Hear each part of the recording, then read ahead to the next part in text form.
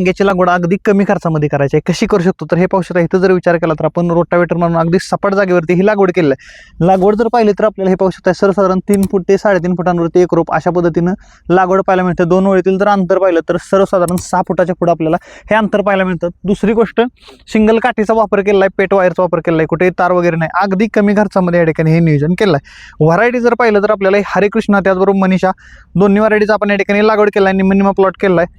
त्याचबरोबर यामध्ये तुम्ही 1093 असो, त्याचबरोबर त्रिशूल, अनेक साऱ्या व्हरायटीची लागवड तुम्ही करू शकता. इथं जर पाहिलं तर हे जे वांग आपल्याला पाहायला मिळतं ते अशा प्रकारचं वांग मित्रांनो हे पाहायला मिळतं. त्याचबरोबर फ्लॉवरिंग स्टेज जर पाहिलं तर ही फ्लॉवरिंग स्टेज अशा प्रकारची पाहायला मिळते. वांग्याचा जर विचार केला तर घस स्वरूपात ही वांगे आपल्याला लागलेली पाहायला मिळतात. हे पाहू शकता. या ठिकाणी जर पाहिलं तर घस स्वरूपात हे आपल्याला वांगे मित्रांनो लागलेले पाहायला मिळतात. भरपूर या ठिकाणी माल निघत असतो. फक्त वांग्यामध्ये काय तर सुटसुटीतपणा अतिशय गरजेचं असतो. त्यामुळे आपण अशी लागवड करू शकतो. कशी वाटली इन्फॉर्मेशन जर सांगा. व्हिडिओला लाईक, शेअर, चॅनलला सबस्क्राईब करायला विसरू नका.